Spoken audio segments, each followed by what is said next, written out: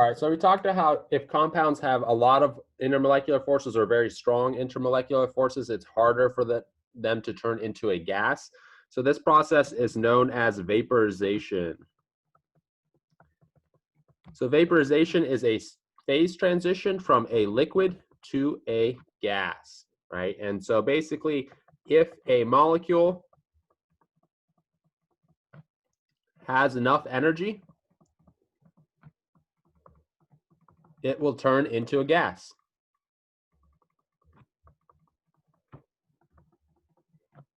Right, it needs that energy to break these intermolecular forces and to turn into a gas. And so there's a certain amount of energy required to do so.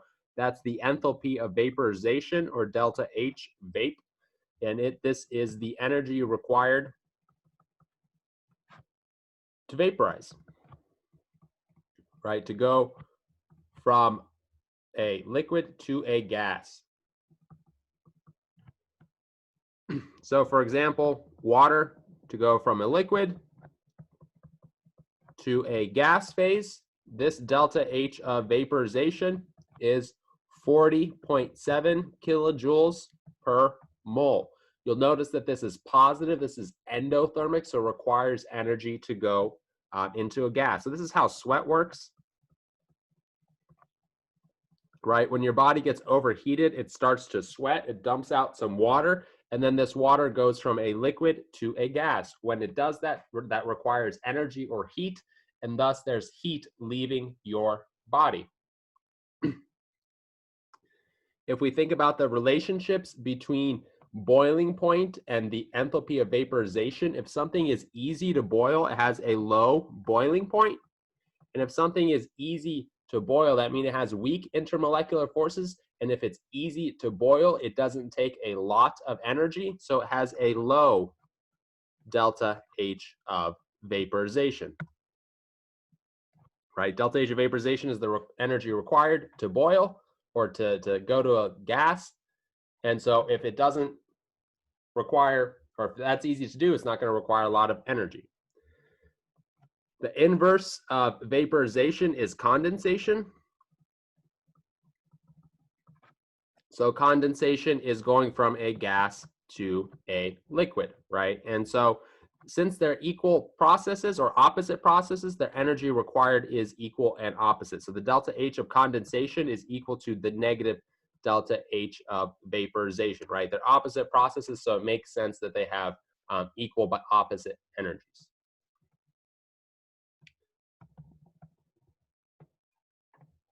However, in a closed container, you might not think about it, but what's happening is vaporization and condensation are constantly occurring in a dynamic equilibrium.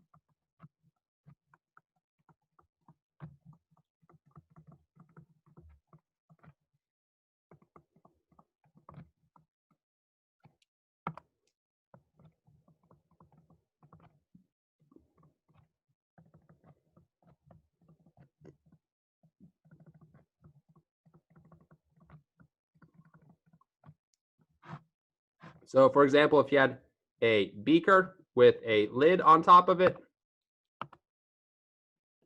and then you put some water inside of this container, right? You have some liquid water in here.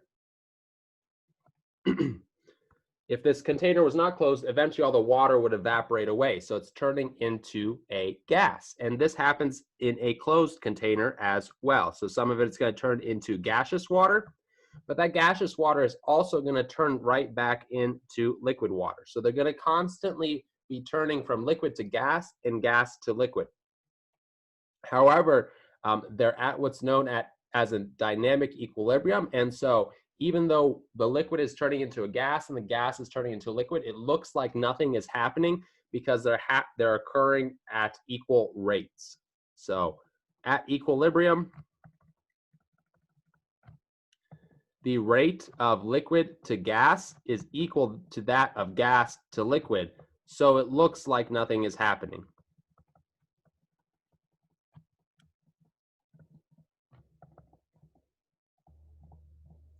And we'll have a whole chapter on equilibrium later on, so we'll get into more depth into it. But what we want to focus on right now is that this gas above the liquid will exert a pressure because it's a gas, right? And so this is what's known as vapor pressure.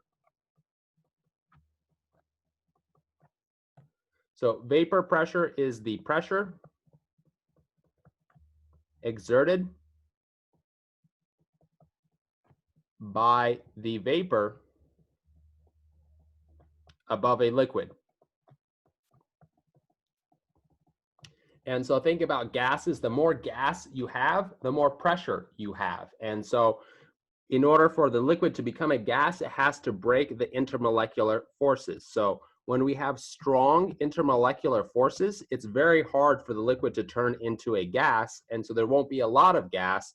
And so there'll be very low vapor pressure. So having strong intermolecular forces and vapor pressure are going to be inversely proportional. As one goes up, the other goes down. So let's take a look at a couple different compounds, and I want you to kind of predict their vapor pressures. So let me go ahead, write down the problem first.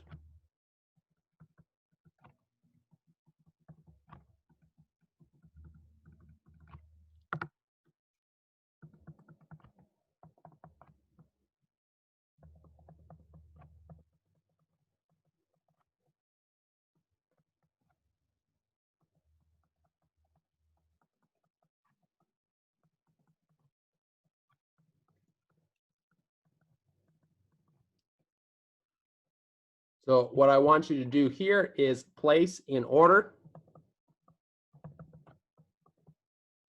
of decreasing vapor pressure. So go ahead, pause the video and place these in order of decreasing vapor pressure.